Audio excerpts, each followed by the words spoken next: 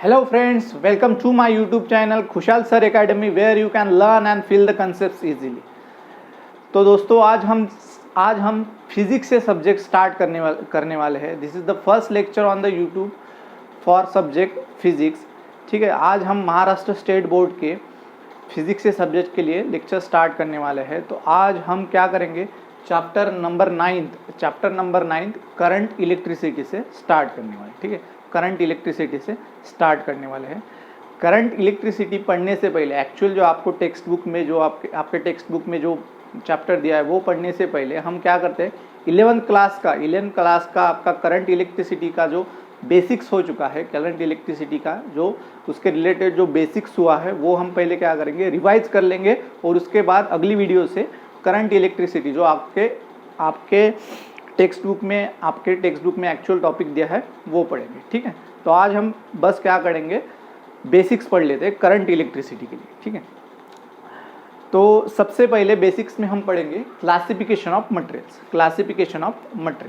ठीक है, तो क्लासिफिकेशन ऑफ मटेरियल्स में मान लो कि ये एक मटेरियल है। ये मटेरियल कौन सा है, ये पेन किससे बनी है, प्लास्टिक से बनी है। ठीक है, प्लास्टिक से बनी है। अगर मैंने ये पेन को अगर हाथों पे रब किया मेरे और हाथों पे रब किया, उसके बाद हाथों पे रब करने के बाद क्या हो जाएगा, ये पेन जो है वो क्या हो जाएगा, चार्ज हो जाएगा। ये पेन जो है इसके अराउंड क्या हो गए, चार्ज फॉर्म हो जाएंगे और ये पेन क्या हो जाएगा, चार्ज हो जाएगा। उसको हाथों पे रब करने के बाद अगर मैंने चाहा कि ये मान लो कि ये पेपर है और पेपर को लिफ्ट करना है, तो ये पेन पेपर को अट्रैक्ट करेगा। हाँ जी, ये पेपर को अट्रैक्ट करेगा। ठीक है, मैंने ऐसे हाथों पे रब करने के बाद तो पेन आपका क्या हो गया, चार्ज हो गया। और मैंने अगर चाहा कि ये पेपर को लिफ्ट करना है तो ये पेपर को लिफ्ट करेगा। ठीक है, अगर इस मटेरियल के अलावा अगर मैंने कुछ दूसरा मटेरियल लिया, जैसे कि मान लो कि मैंने क्या किया, गोल्ड या सिल्वर ले लिया, और गोल्ड को मैंने क्या किया, मेरे हाथों पे रफ किया और ऐसे पेपर के पास लेके गया, तो पेपर लिफ्ट होगा? नहीं, पेपर लिफ्ट नहीं होगा उस टाइम। तो आपका गोल्ड जो है वो चार्ज होता है या नहीं? हाँ जी, वो चार्ज होता है। कोई भी मटेरियल में ऐसे हाथों पे रफ करूँ तो वो ऑब्वियसली क्या हो जाएगा, चार्ज हो जाएगा। मतलब आपके प्लास्टिक भी चार्ज हो रहा है और गोल्ड भी चार्ज हो रहा है। लेकिन क्या हो रहा है, प्लास्टिक पे जो है वो क्या हो रहा है, चार्ज जो है जैसे ऐसे रफ करता हूँ तो चार्ज एक्चुअली मूव नहीं हो रहा है। वो चार्ज क्या हो रहा है, मटेरियल पे एक्यूमुलेट हो रहा है, डिपॉजिट हो रहा है। वो एक्चुअल में मूव नहीं हो रहा है, चार्ज मूव नहीं हो रहा है। जब मैं गोल्ड को मेरे हाथों पे रफ करूँगा तो क्या हो जाएगा, गोल्ड को मैं मेरे हाथों पे रफ करूँगा तो मैं चार्ज तो फील करूँगा, मेरे हाथों पे चार्ज तो फील करूँगा, पर लेकिन उसी के साथ जो चार्ज जो है मेरा वो क्या हो जाएगा, मेरे हाथों से मेरे बॉडी से वो ट्रांसफर हो जाएगा। मेरे हाथों से वो मेरे बॉडी से लेके अर्थ तक ट्रांसफर हो जा रहा है। मतलब क्या हो रहा है, प्लास्टिक के ऊपर चार्ज जो है वो मूव नहीं हो रहा है। वो चार्ज क्या हो रहा है, मटेरियल पे फॉर्म हो रहा है, मटेरियल पे एक्यूमुलेट हो रहा है। लेकिन आप दूसरा मटेरियल लो, गोल्ड या सिल्वर ले लो, तो आपका चार्ज फॉर्म हो रहा है। वो एक्चुअल में क्या हो रहा है, चार्ज मूव हो रहा है। ठीक है, तो मतलब इस केस में दो कंडीशन हो गए, दो मटेरियल्स के लिए दो कंडीशन हो गए। कौन से कंडीशंस हैं कि एक मटेरियल जो है वो चार्ज एक्यूमुलेट फॉर्म तो कर रहा है, लेकिन क्या कर रहा है, वो मूव नहीं कर रहा है, वो मूव करने नहीं दे रहा है।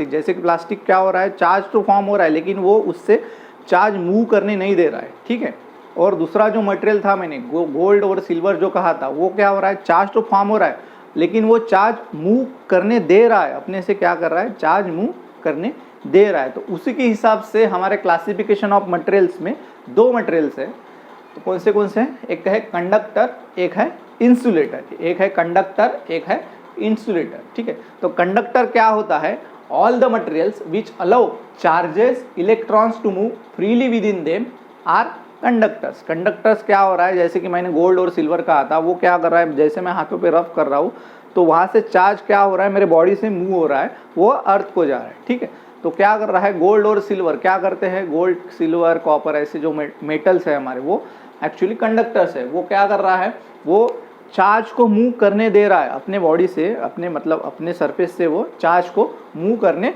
दे रहा है। तो ठीक है, तो आपका example, all the materials which allow the charges और electrons to move freely within them are conductors. तो इसके एग्जाम्पल है इसका मेटल्स, सभी मेटल्स आपके कंडक्टर्स है, सभी मेटल्स आपके कंडक्टर्स है। एक मिनट पेन ले लो, ठीक है। जैसे कि गोल्ड, सिल्वर, कॉपर, ये मेटल्स हो गए, ठीक है। उसके बाद क्या है, इंसुलेटर्स। इंसुलेटर्स क्या है, all the materials which do not allow charges और electrons to move freely within them are insulator. जो ऐसे मटेरियल्स जो आपके चार्जेस को मूव होने नहीं दे रहा है, उस मटेरियल्स को हम क्या बोलेंगे, इंसुलेटर्स। उस मटेरियल्स को हम क्या बोलेंगे, इंसुलेटर। तो इसके एग्जांपल्स जैसे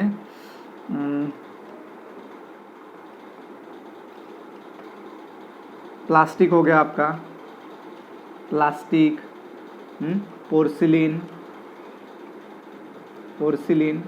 ग्लास एक्सेट्रा, ऐसे मटेरियल्स जो है वो चार्ज मूव करने नहीं देते, तो उसे हम क्या बोलते हैं, इंसुलेटर्स बोलते हैं। उसे हम क्या बोलते हैं, इंसुलेटर्स बोलते हैं। तो ठीक है, मतलब कंडक्टर्स क्या करते हैं, आपके चार्ज मूव करने देते हैं, चार्ज मूव करने देते हैं और इलेक्ट्रॉन्स मूव करने देते हैं। तो मतलब वो क्या कर सकता है, करंट भी कंडक्ट कर सकता है, करंट भी ट्रांसफ़र कर सकता है। इंसुलेटर्स आपके करंट ट्रांसफ़र नहीं करेगा, करंट, क्योंकि वो चार्ज मूव करने नहीं देता है, ठीक है। आपका करंट ट्रांसफ़र करना है तो क्या करना है, इलेक्ट्रॉन मूव करना है ना। तो इलेक्ट्रॉन मूव करने के लिए कैसा मटेरियल चाहिए, कंडक्टर जैसा मुझे मटेरियल चाहिए, ठीक है। तो इसलिए हम एक्चुअली क्या यूज़ करते हैं, वायर्स के लिए कॉपर या एल्यूमिनियम की वायर्स यूज़ करते हैं, ठीक है। और इंसुलेटर्स के लिए हम प्लास्टिक, पोर्सिलिन, ग्लास यूज़ करते हैं। एग्जाम्पल देना हो एक्चुअल एग्जाम्पल, तो मान लो आपके घर में इलेक्ट्रिसिटी आ रही है। इलेक्ट्रिसिटी कहाँ से आती है, पावर स्टेशन से आपके घर में इलेक्ट्रिसिटी आ रही है, ठीक है। पावर स्टेशन से आपके घर में इलेक्ट्रिसिटी आ रही है। ये आपका हाउस हो गया, ठीक है। अब यहाँ से यहाँ तक इलेक्ट्रिसिटी कैसे आएंगी, डायरेक्टली तो नहीं आएंगी, किससे आएंगी, थ्रू वायर्स ही आएंगी, ठीक है। तो आपके वायर्स आ गए, तो वायर्स तो डायरेक्टली आ नहीं सकते, वायर्स को सपोर्ट करने के लिए बीच में क्या रहते हैं, हमारे पोल्स रहते हैं। वायर को सपोर्ट करने के लिए बीच में क्या रहते हैं, हमारे पोल्स रहते हैं। तो मान लो ये पोल है, ठीक है, मान लो पोल है, ठीक है, पोल माउंट किया। तो यहाँ से वायर्स, कहाँ से वायर्स निकल रहे हैं, आपके पावर स्टेशन से वायर्स आ रहे हैं, कहाँ तक, पोल तक। और पोल से वायर्स आपके घर में जा रहे हैं, ठीक।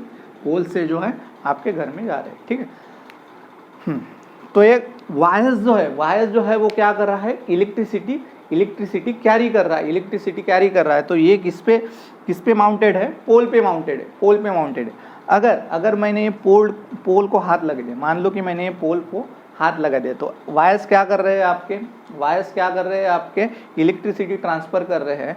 तो मैंने अगर ये पोल को हाथ लगा दिया तो क्या होगा, I will get a shock, मुझे क्या लगेगा, शॉक लगेगा, ठीक है।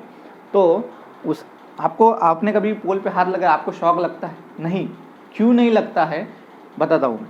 तो आपके जो कंडक्टर्स है, आपके जो वायर्स है, कंडक्टर्स है, पोल से टच नहीं होते, वो एक्चुअली टच कहाँ पे होते हैं, तो आप ऑब्जर्व कीजिएगा कभी। तो यहाँ पे क्या होते हैं, इंसुलेटर्स होते हैं। यहाँ पे क्या होते हैं, इंसुलेटर्स होते हैं, होल्ड करने के लिए, वायर को होल्ड करने के लिए इंसुलेटर्स होते हैं। जो कंडक्टर का सरफेस है वो पोल से कांटेक्ट में नहीं होता, वो किससे कांटेक्ट में होता है, वो इंसुलेटर्स में कांटेक्ट होता है, इंसुलेटर्स से कांटेक्ट होता है। जो मैंने कहा था, कंडक्टर्स क्या करता है, चार्ज को अलाउ करता है फ्लो करने के लिए, लेकिन इंसुलेटर फ्लो अलाउ करता है क्या, चार्ज को फ्लो करने के लिए नहीं। तो मतलब चार्ज जो है वो आपका कहाँ से फ्लो होगा, बस कंडक्टर से ही फ्लो होगा, इंसुलेटर से होगा क्या, नहीं।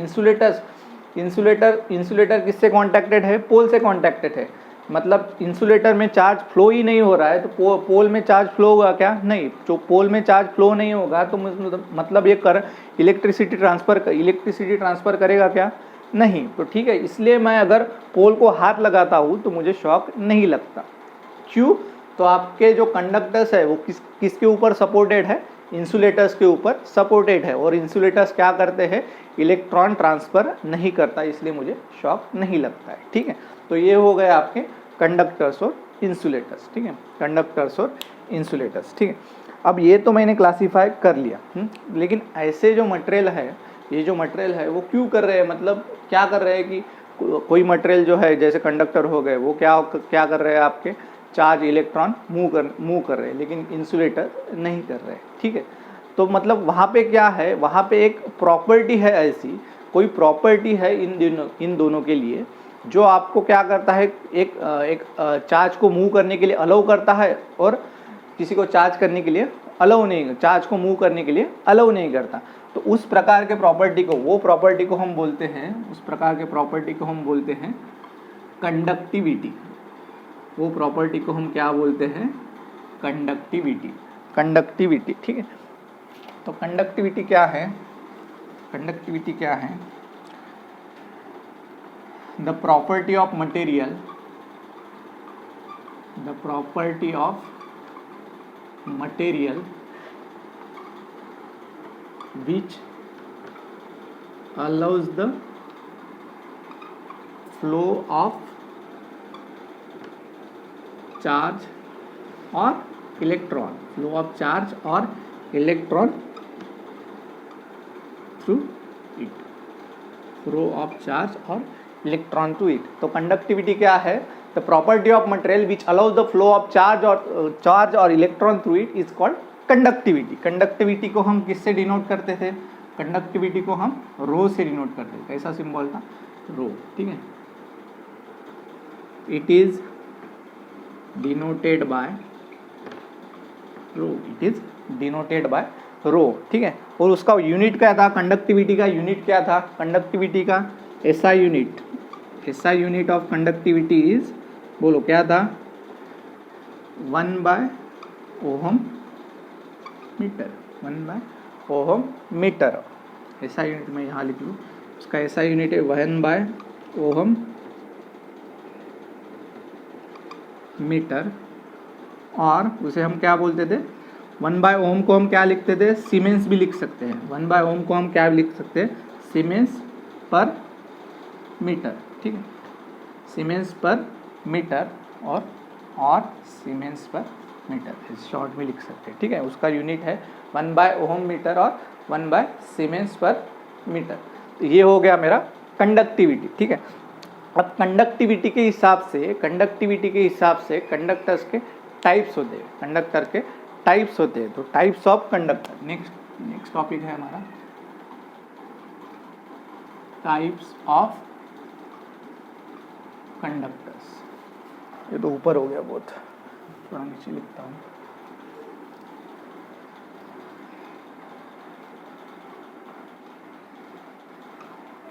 Types of conductors.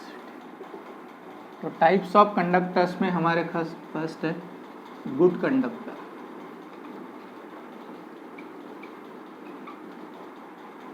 सेकंड है सेमी कंडक्टर, और थर्ड है बैड कंडक्टर, थर्ड है बैड कंडक्टर, ठीक है। तो गुड कंडक्टर्स क्या होते हैं, जैसे कि एग्जांपल्स मान लो कि गोल्ड, सिल्वर, कॉपर, ये सब हमारे क्या हो गए, गुड कंडक्टर्स होते हैं। वो इलेक्ट्रिसिटी अच्छी तरह कैरी कर सकते हैं, इलेक्ट्रिसिटी अच्छी तरह क्या मूव कर सकते हैं, उसे हम क्या बोलते हैं, गुड कंडक्टर। और बैड कंडक्टर्स क्या होते हैं, जो इलेक्ट्रिसिटी अच्छी तरह मूव नहीं कर पाते, उनको हम क्या बोलते हैं, बैड कंडक्टर। बैड कंडक्टर जो चार्जेस अच्छी तरह मूव नहीं कर पाते, उनको हम क्या बोलते हैं, बैड कंडक्टर। और जो इन दोनों के बीच में होता है, उन्हें हम क्या बोलते हैं, सेमी कंडक्टर। जो अच्छी तरह मूव, उसे हम बोल सकते हैं अच्छी तरह वो मूव भी नहीं कर पाता और मूव भी नहीं कर पाता और अच्छी तरह मूव भी करता है, मतलब दोनों मॉडरेट होता है, मूव भी करता है या नहीं भी करता है, तो उसे हम क्या बोलते हैं, सेमी कंडक्टर बोलते हैं और सेमी कंडक्टर बोलते हैं, ठीक है। तो गुड कंडक्टर्स, तो गुड कंडक्टर्स के एग्जाम्पल्स हो गए हमारे। तो लेकिन ये ऐसे होता क्यों है, मतलब ये good conductor, semi conductor, bad conductors, ये ऐसे होता क्यों है, तो वो एक बार मैं बता देता हूँ। तो हमारे हर एक मटेरियल, कोई भी मटेरियल है वो किससे बना होता है, कोई भी मटेरियल ले लो तो किससे बना होता है, छोटे छोटे आइटम्स से बना होता है, ठीक है, छोटे छोटे आइटम्स से बना होता है। तो ठीक है, ये आइटम हो गया आपका, मान लो ये आइटम है, ठीक है। इसके अंदर क्या है, हमारे प्रोटॉन, इलेक्ट्रॉन्स, उसके न्यूक्लियस के अंदर क्या है, प्रोटॉन, इलेक्ट्रॉन्स, ये सब है, ठीक है। तो जो गुड कंडक्टर्स होते हैं, जो गुड कंडक्टर्स के उसके न्यूक्लियस के बाहर हमारे क्या होते हैं, इलेक्ट्रॉन्स मूव होते हैं, उसके न्यूक्लियस के बाहर हमारे इलेक्ट्रॉन्स मूव होते हैं, ठीक है। तो गुड कंडक्टर्स के लिए क्या होता है, जो इलेक्ट्रॉन्स फ्रीली मूव होने वाले इलेक्ट्रॉन्स, फ्रीली मूव होने वाले इलेक्ट्रॉन्स मतलब उसके न्यूक्लियस के बाहर फ्रीली मूव होने वाले इलेक्ट्रॉन्स जिसमें ज़्यादा होते हैं वो क्या होते हैं, हमारे गुड कंडक्टर्स होते हैं। ठीक है, जिस आइटम के बाहर मतलब उसके इर्द गिर्द इलेक्ट्रॉन जो है जो ज़्यादा होते हैं मूव करने वाले, तो उसे हम क्या बोलते हैं, गुड कंडक्टर्स होते हैं। ठीक है, सेमीकंडक्टर्स में भी इलेक्ट्रॉन्स मूव होते हैं बाहर, सेमीकंडक्टर्स में भी इलेक्ट्रॉन्स मूव होते हैं बाहर, लेकिन इलेक्ट्रॉन्स क्या होते हैं, बहुत कम होते हैं कंपेयर टू गुड कंडक्टर। वो क्या होते हैं, बहुत कम इलेक्ट्रॉन्स होते हैं मूव करने वाले, तो उसे हम क्या बोलते हैं, सेमीकंडक्टर्स। ठीक है, ऐसे मटेरियल्स को हम क्या बोलते हैं, सेमीकंडक्टर्स। और बैड कंडक्टर्स में क्या होता है, बैड कंडक्टर्स को हम दूसरा नाम भी दे सकते हैं, इंसुलेटर्स।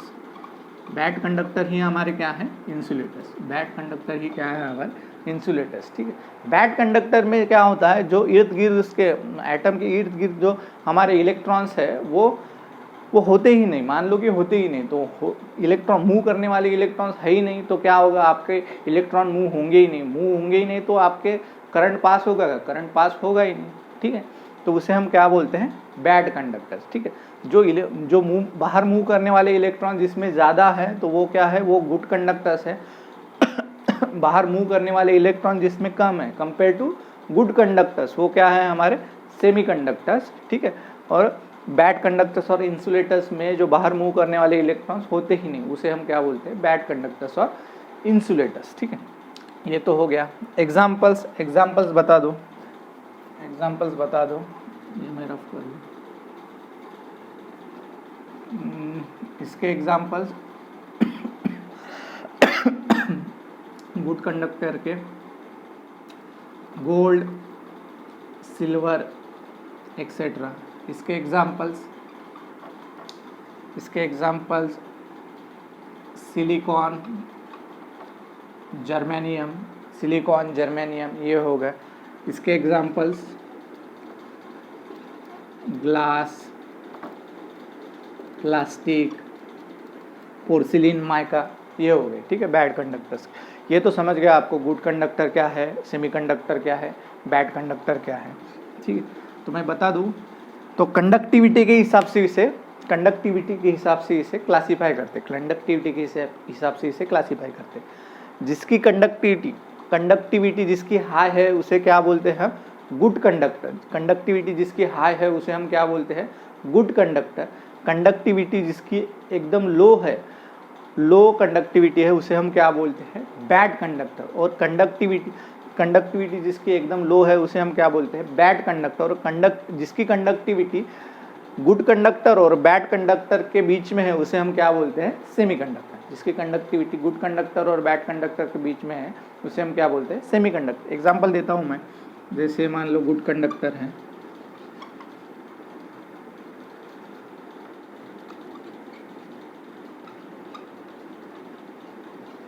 ये गुड कंडक्टर, ये सेमीकंडक्टर, ये बैड कंडक्टर। ठीक है,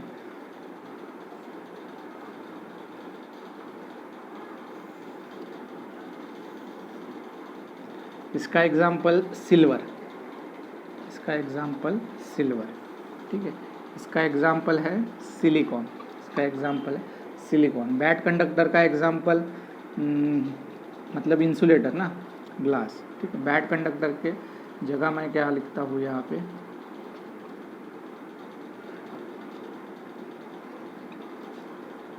इंसुलेटर लिखता हूँ। ठीक है, बैड कंडक्टर की जगह इंसुलेटर, आपका होगा ग्लास। ठीक है, तो सिल्वर की conductivity normally in the range of 6.3 into 10⁻⁻7 होता है, सीमेंस पर मीटर हो गया उसका।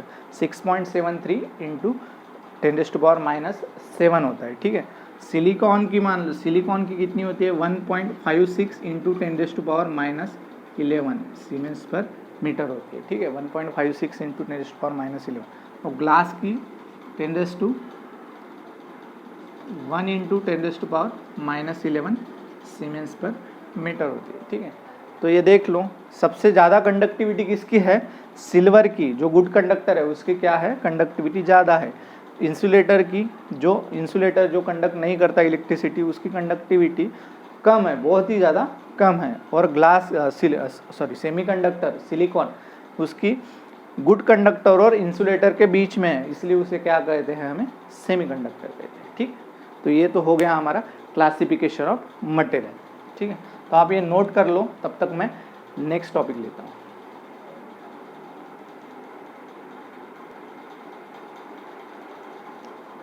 ठीक है, तो नेक्स्ट हम पढ़ते हैं इलेक्ट्रिक करंट। इलेक्ट्रिक करंट क्या होता है? ठीक है, इलेक्ट्रिक करंट को हम डिनोट करते हैं आई लेटर से। इलेक्ट्रिक करंट को हम किससे डिनोट करते हैं? आई लेटर से। ठीक है, तो इसको क्या है, इलेक्ट्रिक करंट की definition, the rate of flow of charge Q, rate of flow of charge Q with respect to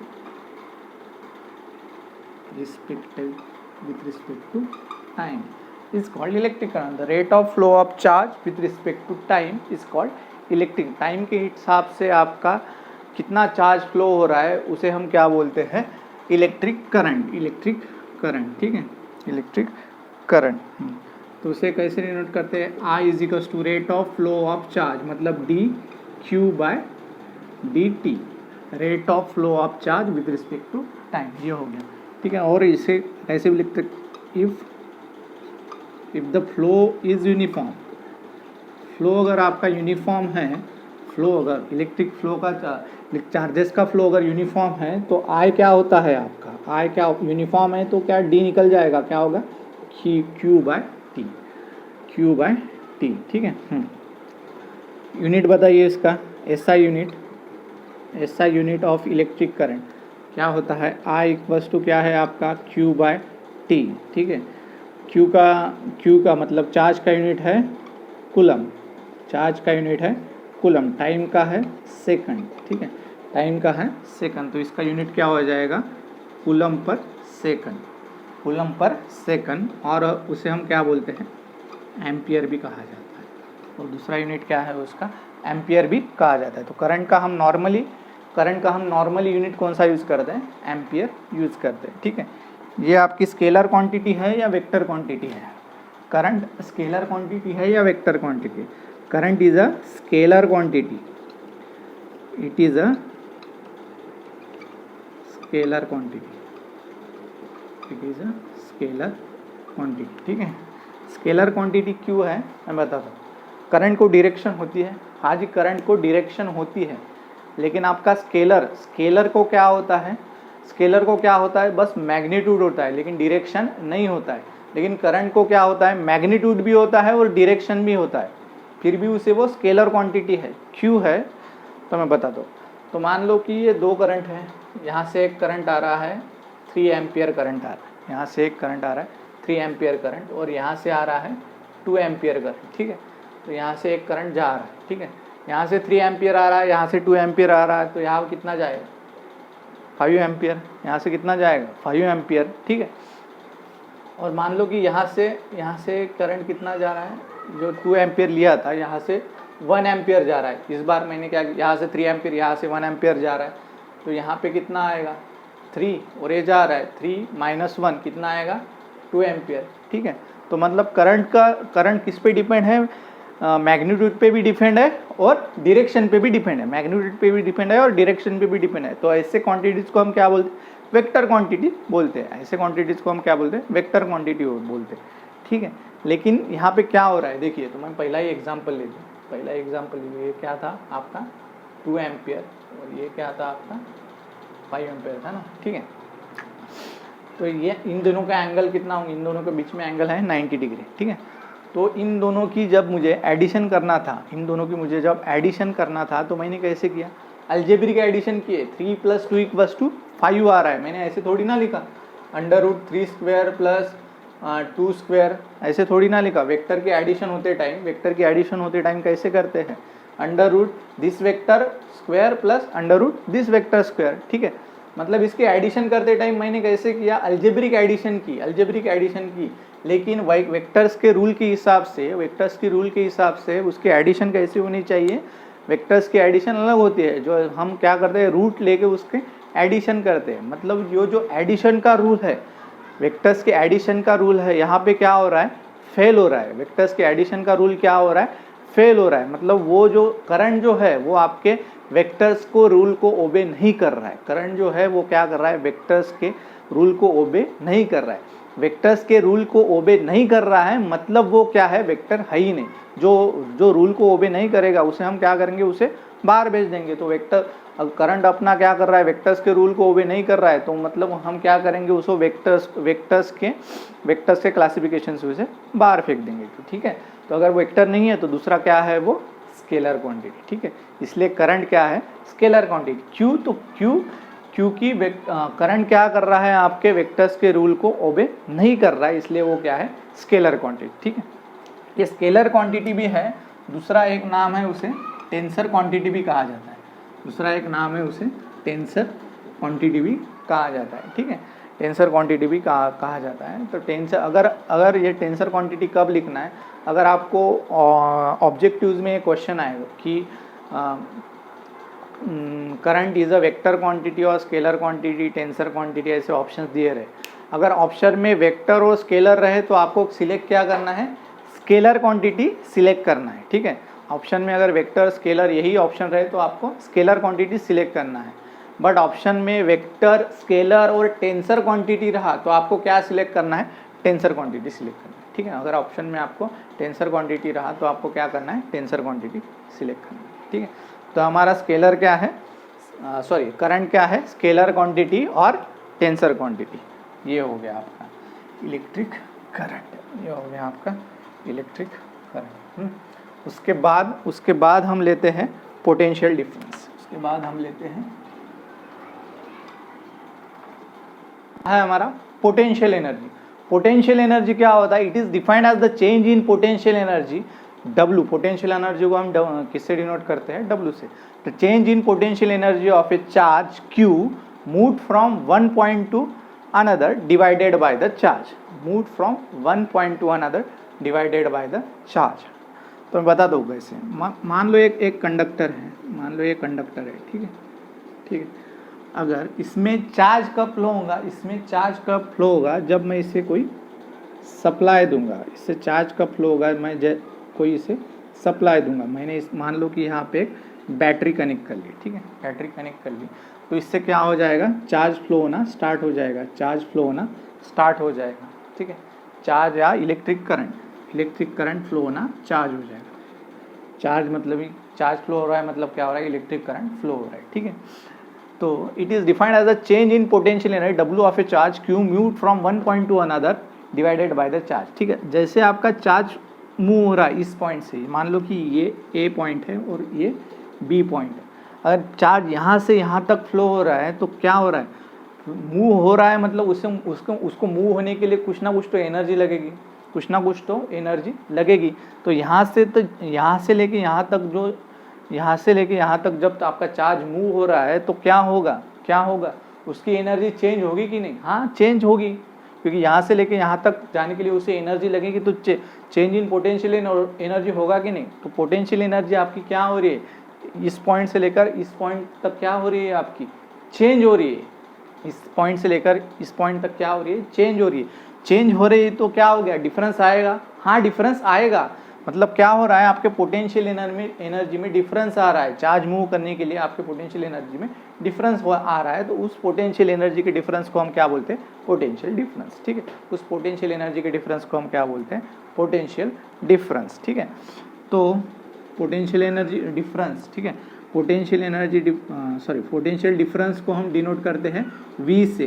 तो V क्या हो गया, change in potential energy W, change in potential energy W divide by charge Q। ठीक, change in potential energy W divide by charge Q। ठीक है, और उसे दूसरा भी नाम देते हैं हम, पोटेंशियल एनर्जी को दूसरा भी नाम क्या देते हैं, वोल्टेज भी कहा जाता है। वोल्टेज वो जब हम किसी कंडक्टर को वोल्टेज देंगे तो उससे क्या होगा, करंट फ्लो होगा। करंट फ्लो हो रहा है तो उसमें क्या होगा, करंट फ्लो हो रहा है तो पोटेंशियल डिफरेंस आना ही है। करंट फ्लो हो रहा है तो उसमें क्या होना है, पोटेंशियल डिफरेंस आना ही है। ठीक है, तो हो गया। तो इसका यूनिट बताइए, unit SI unit SI unit of voltage. आपका क्या है, V इजिकल्स टू क्या है, W/Q। तो W पोटेंशियल एनर्जी का यूनिट क्या है, जूल। पोटेंशियल एनर्जी का यूनिट क्या है, जूल। चार्ज का यूनिट क्या है, कूलम। चार्ज का यूनिट क्या है, कूलम। ठीक है, तो ये क्या होगा, जूल्स पर कूलम।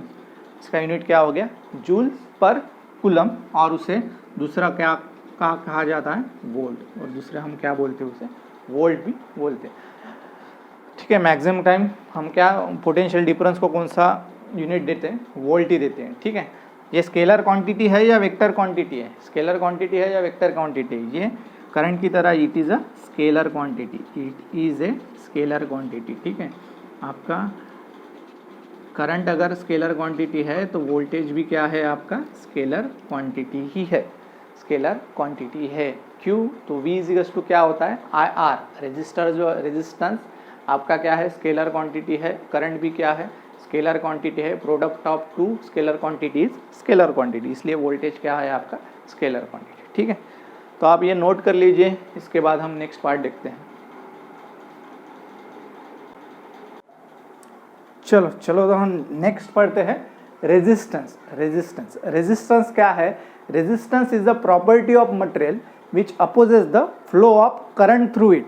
रेजिस्टेंस क्या है, it is the property of material, it is the property of material which opposes the flow of current through it. ठीक है, मान लो एक कंडक्टर है, ठीक है, मान लो एक ये कंडक्टर है, ठीक है, ये कंडक्टर है, इसमें से मुझे करंट I पास करना है, इसमें से करंट I पास करना है। ठीक है, अगर ये कंडक्टर आइडियल रहता तो मैं यहाँ पे जितना करंट अप्लाई करूँ इस साइड मुझे उतना ही मिलेगा। लेकिन कोई भी मटेरियल, कोई भी चीज़ आइडियल हो ही नहीं सकती, उसमें कुछ ना कुछ तो लॉस रहेंगे, कुछ ना कुछ तो अपोजिशन रहेगा। ठीक है, तो कंडक्टर क्या है, करंट को अपोज करता है। कंडक्टर क्या करता है या मटेरियल क्या करता है, करंट को अपोज करता है। जो करंट को अपोज करता है उस प्रॉपर्टी को हम क्या बोलते हैं, रेजिस्टेंस बोलते हैं। उस प्रॉपर्टी को हम क्या बोलते हैं, रेजिस्टेंस बोलते हैं। ठीक है, resistance is the property of material which opposes the flow of current through it. The resistance R is given by rho L by A, where R is what, resistance of material, L is length of conductor,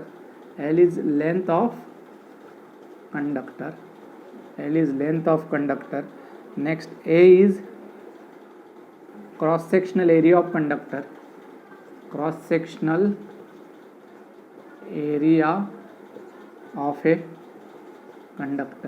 ठीक है, and rho is resistivity of a material, resistivity of a material। ठीक है, resistivity of a material। ठीक है, तो resistivity क्या होती है, मटेरियल के हिसाब से चेंज होती है। रेजिस्टिविटी क्या होती है, मटेरियल के हिसाब से चेंज होती है। ठीक है, रेजिस्टिविटी क्या होती है, मटेरियल के हिसाब से चेंज होती है। तो रेजिस्टिविटी क्या है, जिसके वजह से आपकी रेजिस्टेंस प्रॉपर्टी है उसे हम क्या बोलते हैं, रेजिस्टिविटी। जिसके वजह से आपकी रेजिस्टेंस प्रॉपर्टी है उसे हम बोलते हैं रेजिस्टिविटी। ठीक है, मतलब रेजिस्टिविटी जितनी ज़्यादा रहेगी, रेजिस्टिविटी रो जितना ज़्यादा रहेगा आपका, रेजिस्टिविटी जितनी ज़्यादा रहेगी उतना कंडक्टर का रेजिस्टेंस ज़्यादा रहेगा, क्योंकि क्या है, डायरेक्टली प्रोपोर्शनल है ना।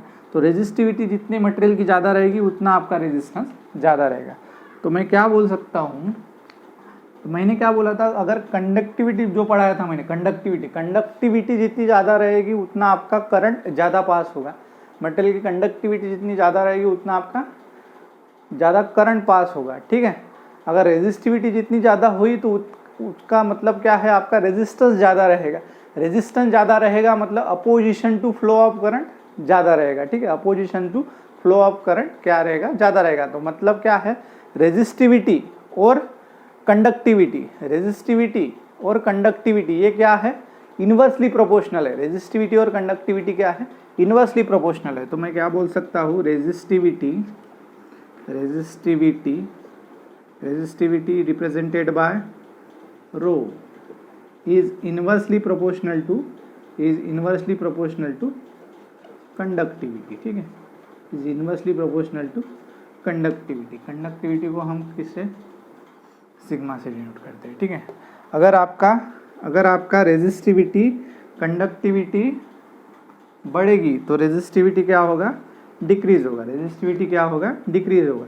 अगर आपकी कंडक्टिविटी डिक्रीज हो गई तो रेजिस्टिविटी क्या होगा, इंक्रीज होगा, ठीक है। तो रेजिस्टिविटी और कंडक्टिविटी क्या है, कंडक्टिविटी इनवर्सली प्रोपोर्शनल है, ठीक है। तो कैसे हो सकता है, for materials like silver, copper, gold, silver, copper, gold etcetera, इस टाइप के मटेरियल्स के लिए क्या रहेगा, रेजिस्टिविटी, क्योंकि इनकी क्या है, रेजिस्टिविटी, क्योंकि इनकी कंडक्टिविटी ज़्यादा है। सिल्वर, कॉपर, गोल्ड की क्या है, कंडक्टिविटी इज हाई, कंडक्टिविटी क्या है, इनकी ज़्यादा है, high, therefore resistivity is low, resistivity क्या है, लो है, ठीक है। इनके लिए फॉर मटेरियल्स लाइक मतलब इंसुलेटर्स कौन से है, ग्लास, प्लास्टिक, पोर्सिलिन, ठीक है, पोर्सिलिन, इनके लिए क्या रहेगा, पोर्सिलिन एक्सेट्रा, इनके लिए क्या रहेगा, कंडक्टिविटी इनकी क्या है, conductivity is low, therefore resistivity is high, resistivity high है, मतलब क्या है, opposition to current is more, resistivity high है इसलिए opposition to current is more for materials like glass, plastic, porcelain, that is for insulators. और materials like silver, copper और gold, मतलब क्या है, ये आपके गुड कंडक्टर्स के लिए क्या है, रेजिस्टिविटी इज लो, रेजिस्टिविटी लो है, मतलब क्या है, करंट को ऑपोजिशन कम है, करंट को ऑपोजिशन कम है, मतलब क्या है, उसकी कंडक्टिविटी ज़्यादा है, ठीक है। ये हो गया आपका रेजिस्टेंस। और क्या आएगा इसमें, रेजिस्टिविटर कहाँ, द कंपोनेंट कौन सा यूज करते हैं, the component use to represent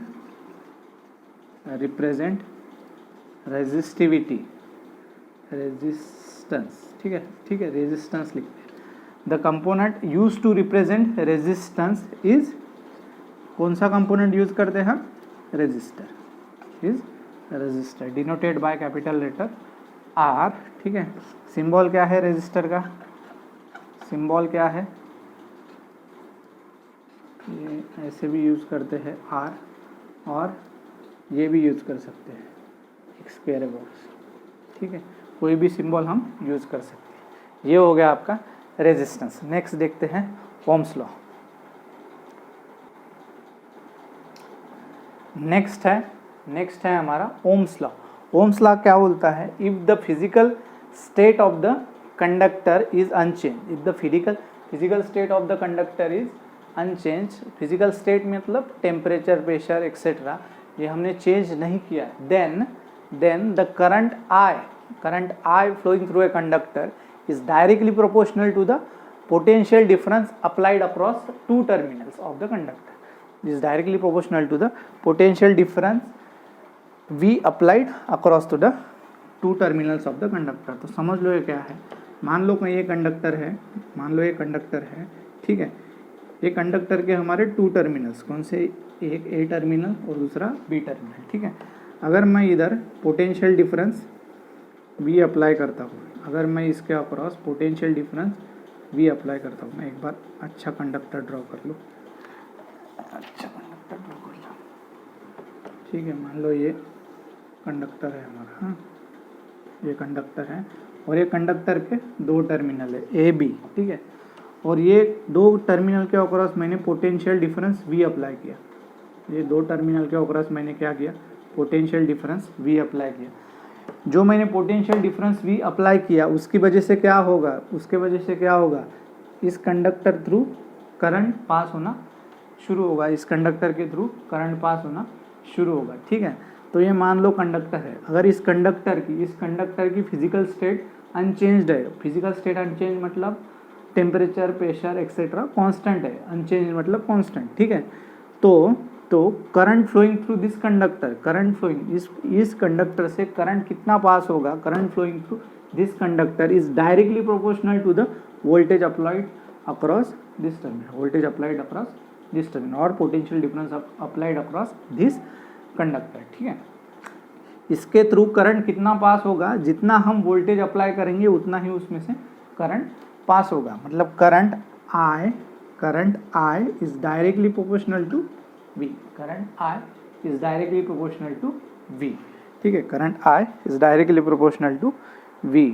तो इसके हिसाब से मैं क्या लिख सकता हूँ, और इसको क्या लिख सकता हूँ, V is equals to IR, I is directly proportional to V, और V is equals to IR, where voltage is V is what voltage, I is what current, where and R क्या है, R is a proportionality constant, R is proportionality, R क्या है हमारा proportionality constant, which is called as resistance, which is called as resistance of a conductor, ठीक है, which is called as resistance of a conductor, which is called as resistance of a conductor, ठीक है। तो ohms law क्या बोलता है, current through conductor is directly proportional to the potential difference applied across the conductor, V is equals to IR, ये क्या है हमारा Ohm's law, V is equals to IR। तो एक बार ये समझ लेते हैं अच्छे से ग्राफ के हिसाब से। तो मैं क्या करता हूँ, कंडक्टर की IV कैरेक्टर ड्रॉ करता हूँ, IV characteristics of a conductor, IV characteristics of a conductor, ठीक है। ये है I और है V, ठीक है। तो मान लो हमारा ओम्स लॉ क्या बोलता है, the current through conductor is directly proportional to the voltage applied और potential difference applied across the conductor, मतलब मैंने वोल्टेज 0 अप्लाई किया तो करंट भी क्या रहेगा, 0 रहेगा। मान लो वोल्टेज मैंने 1 अप्लाई किया तो करंट भी क्या है, 1, ये 1 है, ये 2 है, मतलब ऐसे बढ़ते जा रहा है, ठीक है, ये ऐसे बढ़ते जा रहा है, ठीक है। मैंने जितना वोल्टेज अप्लाई करा उतना ही करंट आपका चेंज होगा। मैंने 1 वोल्ट अप्लाई किया तो करंट भी 1 वोल्ट होगा, मैंने 2 वोल्ट अप्लाई किया, 2 वोल्ट अप्लाई किया तो आपका करंट भी कितना रहेगा, 2 वोल्ट ही रहेगा, ठीक है। तो मैंने जितना वोल्टेज अप्लाई किया उतना ही आपका करंट रहेगा, तो ठीक है। ये हो गई कैरेक्टरिस्टिक्स, ये हो गई characteristic, IV characteristics of a conductor. लेकिन ये कैरेक्टरिस्टिक किसके लिए है, जिसका रेजिस्टेंस 0 है, जिसका रेजिस्टेंस 0 है। तो रेजिस्टेंस 0 किसका होता है, resistance 0 is for ideal conductor. ये जो कैरेक्टरिस्टिक्स है वो किसके लिए है, this is for ideal conductor. Ideal conductor कौन सा होता है, आइडियल कंडक्टर ऐसा होता है जिसमें ना कोई लॉस होता है ना कोई रेजिस्टेंस होता है। रेजिस्टेंस नहीं होता मतलब उसमें कोई रेजिस्टेंस नहीं होता तो opposition to flow of current कितना होगा, 0 रहेगा, अपोजिशन रहेगा ही नहीं। जितना आप वोल्टेज अप्लाई करेंगे उतना ही आपका करंट पास होगा। This is for ideal conductor, ठीक है। मैंने क्या बोला था, कोई भी चीज़ आइडियल नहीं होती, ठीक है। आपकी कोई भी मटेरियल आइडियल नहीं होता, तो मतलब उसमें क्या रहेगा, थोड़ा ना थोड़ा रेजिस्टेंस तो रहेगा। रेजिस्टेंस रहेगा मतलब क्या रहेगा, वो opposition to flow of current रहेगा ही रहेगा, opposition to flow of current रहेगा ही रहेगा, ठीक है। तो मैं क्या करता हूँ, गुड कंडक्टर, आइडियल कंडक्टर की जगह, आइडियल मतलब जिसमें रेजिस्टेंस 0 है, गुड कंडक्टर मतलब रेजिस्टेंस है उसमें लेकिन क्या है, बहुत कम है रेजिस्टेंस, ठीक है। उसके लिए कैरेक्टरिस्टिक्स निकाल दो। तो गुड कंडक्टर के लिए कैरेक्टरिस्टिक कैसे रहेगा, जैसे हम वोल्टेज अप्लाई करते जाएंगे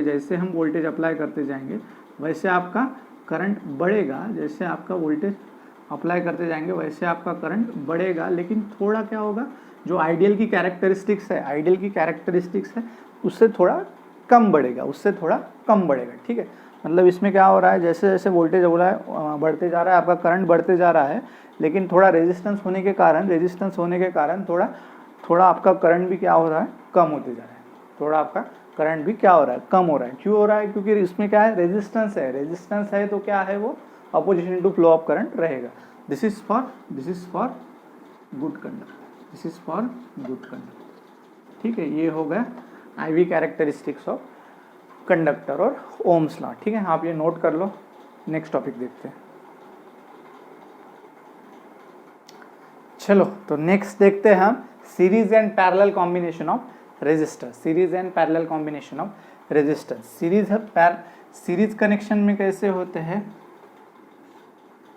करंट की जो पाथ होती है एक ही होती है, करंट की जो पाथ होती है वो एक ही होती है, उसे हम क्या बोलते हैं, सीरीज कनेक्शन। उसमें हम क्या बोलते हैं, सीरीज कनेक्शन। ठीक है, ये मान लो एक बैटरी है और ये यहाँ पे दो रेजिस्टर्स कनेक्ट है, एक R1 रेजिस्टेंस है और ये R2 रेजिस्टेंस है, और ये वोल्टेज अप्लाइड V। ठीक है, वोल्टेज अब V अप्लाई करेंगे तो यहाँ से करंट पास होगा, करंट पास होगा, करंट है हमारा I। ठीक है, तो दोनों रेजिस्टेंस से करंट एक ही जा रहा है, दोनों रेजिस्टेंस से करंट एक ही जा रहा है। तो इसमें क्या बोल सकता हूँ मैं, current flowing through circuit is same, current flowing through circuit, current flowing through the circuit is same. ठीक है, वोल्टेज क्या रहेगा, voltage across resistors, voltage across resistor, इसके अक्रॉस वोल्टेज है V1, इसके अक्रॉस वोल्टेज है V2। तो वोल्टेज सेम रहेगा या डिफरेंट, वोल्टेज सेम रहेगा या डिफरेंट, वोल्टेज क्या रहेगा, डिफरेंट रहेगा। क्यों, तो मैं बताता हूँ वोल्टेज कैसे डिफरेंट रहेगा। Voltage across each resistors is different.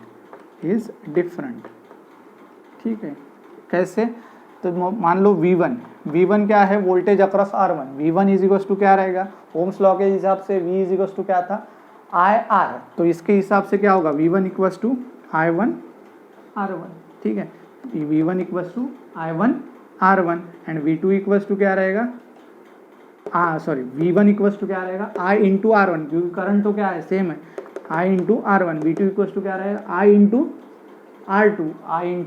R2। अगर रेजिस्टेंसेस की वैल्यू डिफरेंट है, रेजिस्टेंस की वैल्यू डिफरेंट है तो क्या रहेगा, वोल्टेज भी डिफरेंट ही रहेगा। ठीक है, तो सीरीज सर्किट में क्या होता है, करंट सेम होता है और वोल्टेज क्या रहता है, डिफरेंट रहता है, वोल्टेज क्या रहता है, डिफरेंट रहता है। ठीक है, और टोटल रेजिस्टेंस कैसे कैलकुलेट करते हैं, RT, total resistance across circuit क्या है, RT equals to R1 plus R2, RT equals to R1 plus R2 हो गया। ठीक है, तो सीरीज सर्किट में क्या होता है, सिंपली क्या होता है, एडिशन होता है। टोटल रेजिस्टेंस निकालना हो तो सीरीज सर्किट में क्या होता है, बस एडिशन ही होता है। तो इसमें क्या लिख सकते हैं, if R1 R2 R3 up to Rn are connected in series,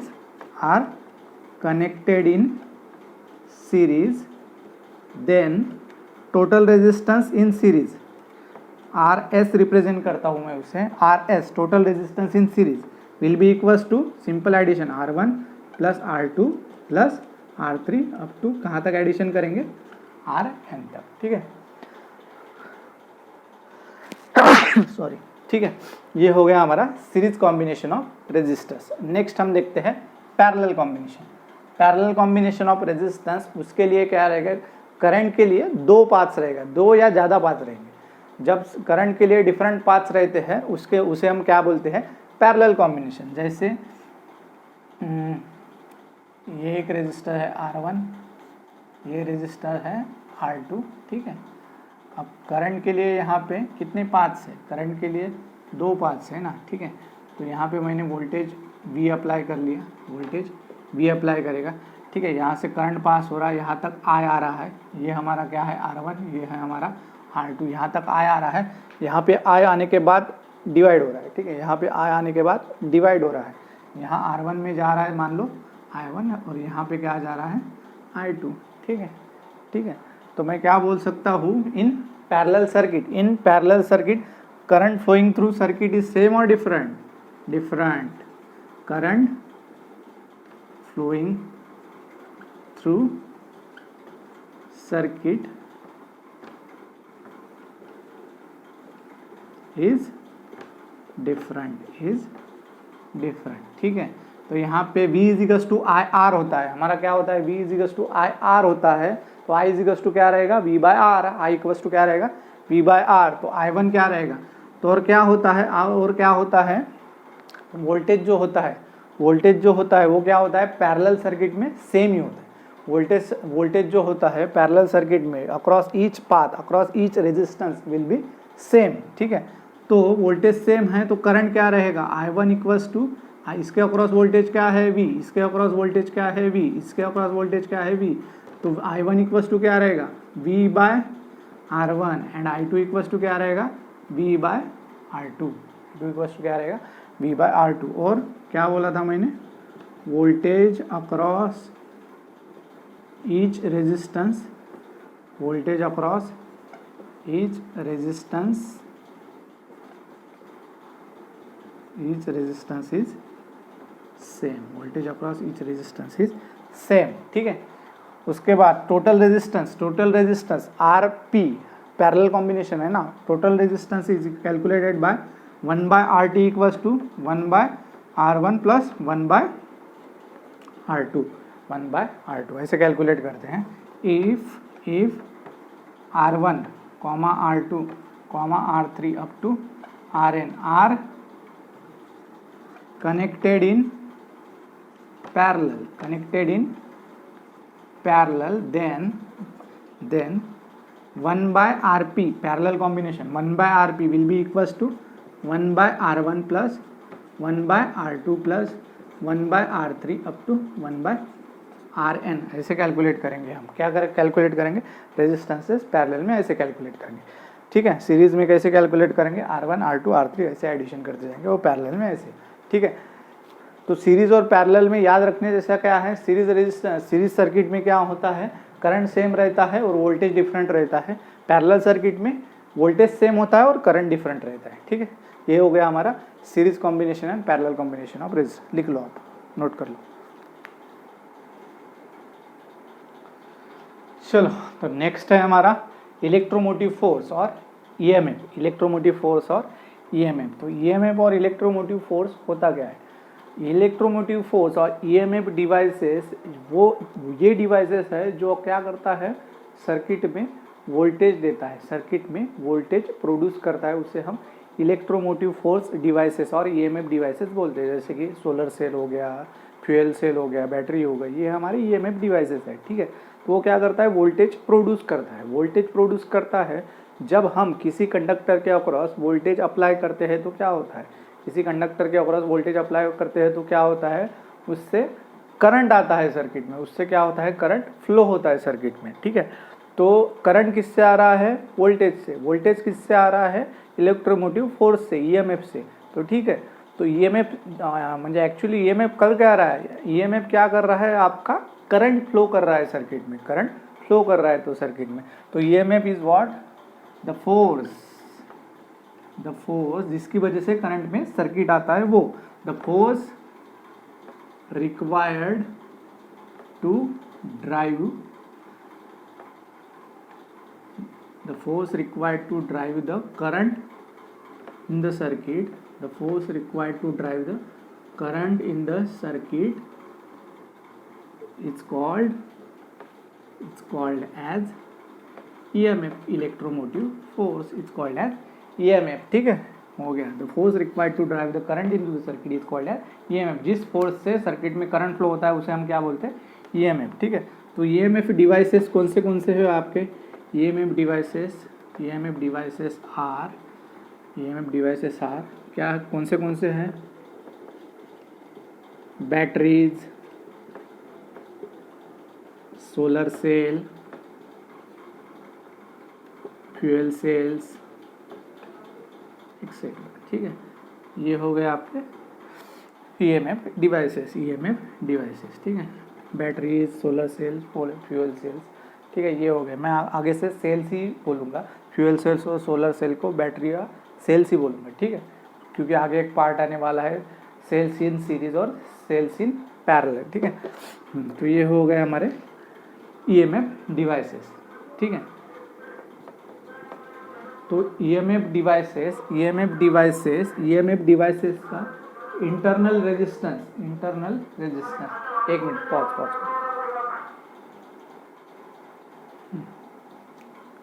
तो ईएमएफ डिवाइसेस के सिंबल, ईएमएफ डिवाइसेस का सिंबल, जनरली हम सिंबल ऐसे दिखाते हैं ईएमएफ डिवाइसेस के लिए। ये हो गया, यहाँ ये पॉजिटिव टर्मिनल, ये नेगेटिव टर्मिनल और ये ई, ये हो गया हमारा ईएमएफ डिवाइसेस का सिंबल। ठीक है, तो ईएमएफ डिवाइसेस में दो डिवाइसेस मान लिए जाते हैं, एक आइडियल ईएमएफ डिवाइस और एक practical EMF device. Ideal EMF device और प्रैक्टिकल ईएमएफ डिवाइस। जो आइडियल ईएमएफ डिवाइस है, ये जो है वो क्या है, ideal EMF device, ideal EMF device. Ideal EMF device, ideal किस चीज़ को हम आइडियल बोलते हैं, जिसमें रेजिस्टेंस जीरो है, जिसमें इंटरनल रेजिस्टेंस, इसका रेजिस्टेंस जीरो है, इंटरनल रेजिस्टेंस इसका क्या है, जीरो है। तो इसका इंटरनल रेजिस्टेंस जीरो है, तो इसलिए हम क्या बोलते हैं उसे, आइडियल ईएमएफ डिवाइस। और practical EMF device, practical EMF device कैसे होता है हमारा, प्रैक्टिकल ईएमएफ डिवाइस कैसे होगा, ये जो बैटरी का सिंबल रहेगा और ये उसमें एक इंटरनल रेजिस्टेंस भी रहेगा, और ये हो गया आपका ई। ठीक है, ये हो गया आपका ई। तो ये ई है हमारा, ये ई, और ये इंटरनल रेजिस्टेंस R1, ये है आपका इंटरनल रेजिस्टेंस R1। तो ये है आपका practical EMF device, practical EMF device. ठीक है, और इसमें जो R है, इसमें जो R है आइडियल में, R क्या है, जीरो है ना, R है ही नहीं, इंटरनल रेजिस्टेंस जीरो है। इसमें क्या है, R की वैल्यू है, इसमें क्या है, R की वैल्यू रहेगी, इसमें रेजिस्टेंस की वैल्यू रहेगी। ठीक है, तो मान लो ईएमएफ डिवाइस क्या है आपका, which draws the current into the circuit, which draws the current into the circuit. ठीक है, तो मान लो एक कंडक्टर है, उसका रेजिस्टेंस है R, मान लो एक कंडक्टर है, उसका रेजिस्टेंस R है, और मैंने क्या कर दिया, यहाँ पे ईएमएफ डिवाइस कनेक्ट कर दिया, मैंने क्या कर दिया, यहाँ पे ईएमएफ डिवाइस कनेक्ट कर लिया with internal resistance R, with internal resistance R। ठीक है, विथ इंटरनल रेजिस्टेंस R। तो इसके अक्रॉस वोल्टेज मान लो क्या है, V वोल्टेज है, रेजिस्टेंस के अक्रॉस वोल्टेज क्या है, V वोल्टेज है, और यहाँ से करंट पास हो रहा है आपका I, करंट पास हो रहा है R। तो ये सर्किट कौन सा है, सीरीज सर्किट है, तो मतलब इस सभी डिवाइसेस से करंट जो जा रहा है वो सेमी करंट I पास हो रहा है। ठीक है, तो I पास हो रहा है, तो voltage across this V resistance, therefore the voltage across V across this resistance will be equals to E minus I into small r, E minus small into E minus I into R। ठीक है, ये हो गया। अब according to Ohm's law, according to Ohm's law क्या रहेगा, according to Ohm's law V is equals to voltage across this resistance, V is equals to क्या रहेगा, IR, V is equals to क्या रहेगा, I into R। देयरफॉर ये equation क्या रहेगा, IR, ये इक्वेशन क्या रहेगा, IR E minus I into R, E minus I into R। Therefore IR ये इधर आ जाएगा, तो क्या होगा, IR plus IR small r is equals to E। Therefore I अगर मैंने कॉमन निकाला, तो क्या होगा, R plus R is equals to E। Therefore I क्या रहेगा, E divide by R plus R, E divide by R plus R। Therefore current through this circuit is equals to I is equals to E divide by R plus R। ठीक है, अगर मान लो ये resistance है ही नहीं, resistance की value zero रहेगी, तो क्या रहेगा, इफ, यहाँ लिखता हूँ मैं, if R equals to zero, तो current through this EMF source, current through this EMF device will be equals to क्या रहेगा, I equals to E divide by R equals to zero है, मतलब क्या रहेगा, zero plus R। Therefore E divide by I equals to क्या रहेगा, E divide by small R, E divide by small R. ठीक है, ये हो गया आपका electromotive force, electromotive force, note कर लो। ठीक है, लास्ट पार्ट जो है हमने 11th क्लास में देखा था वही कि cells in series and cells in parallel. Cells in series मतलब जो जब आपके बैटरीज और सेल्स सीरीज में कनेक्ट है तो उसे हम बोलते हैं cells in series, cells in series. मान लो कि ये दो सेल्स है वो क्या है, सीरीज में कनेक्टेड है, दो सेल्स है वो सीरीज में कनेक्टेड है, तो E equivalent will be equals to कितना आएगा, E1 प्लस E2 रहेगा, E1 प्लस E2 रहेगा। ठीक है, मतलब दो EMFs की क्या हो रही है यहाँ पे, एडिशन हो रही है। ठीक है, और इसके इक्विवेलेंट रेजिस्टेंस, और मान लो इसका इंटरनल रेजिस्टेंस R1 है, इसका इंटरनल रेजिस्टेंस R2 है, तो R इक्विवेलेंट भी कितना रहेगा आपका, R इक्विवेलेंट भी क्या रहेगा, R1 plus R2, R1 plus R2 हो गया। ठीक है, तो इसमें क्या रहेगा, मान लो if n numbers of cells are connected in series then equivalent कितना रहेगा, E1 plus E2 plus E3 up to En। ठीक है, सभी EMFs की क्या हो जाएगी, एडिशन, और R इक्वेलेंट भी कितना रहेगा, R1 plus R2 plus R3 up to Rn। ठीक है, ये हो गया। उसके बाद क्या है, सेल्स इन पैरेलल, मान लो आपके दो सेल्स है वो पैरेलल में कनेक्ट है, ये मान लो E1 है और ये E2 है। ठीक है, ये E2 है, E1 E2। ठीक है, प्लस माइनस, अब इसमें से सीरीज है तो करंट सेम ही रहेगा, हाई, इसमें ये क्या है, पैरेलल है तो करंट क्या रहेगा, इसका पॉजिटिव टर्मिनल यहाँ है तो करंट डिफरेंट रहेगा। ठीक है, करंट डिफरेंट रहेगा इसमें। ठीक है, तो इसमें क्या होता है, ई इक्वेलेंट इसमें कैसे निकलता था, ई इक्वेलेंट इक्वल्स टू क्या रहता था, E1 into R2 plus E1 into R1 divide by R1 plus R2 divide by R1 plus R2, और R इक्वेलेंट कैसे निकलता था, 1 by R equivalent equals to 1 by R1 plus 1 by R2 होता था, 1 by R1 plus 1 by R2। ठीक है, अब if n numbers of cells are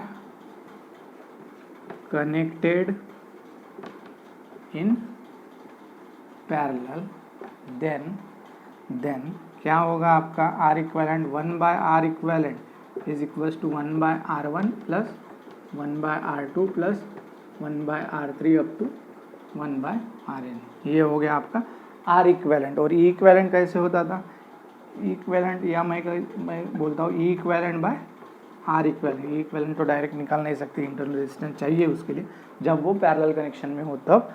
तो E equivalent by R equivalent equals to क्या होता है, equivalent by R equivalent equals to क्या होता है, E1 by R1 plus E2 by R2 plus E3 by R3 up to En by Rn। ठीक है, simple है, बड़ा सी थ्योरी टॉपिक है ये, आगे तो आएगा तो कभी देख लेंगे इसे। ठीक है, तो ये हो गया आपका बेसिक्स जो हम 11th क्लास में पढ़े थे, और ये आगे भी लगेगा आपको, जैसे जैसे हम आगे ये 12th क्लास का आपका नेक्स्ट वीडियो में जो मैं चैप्टर लेने जा रहा हूँ करंट इलेक्ट्रिसिटी, उसमें लगेगा। ठीक है, आशा करता हूँ कि आपको ये वीडियो पसंद आया है। अगर वीडियो पसंद आया तो ज़रूर उसे लाइक, शेयर या सब्सक्राइब करिएगा। और ठीक है, थैंक यू।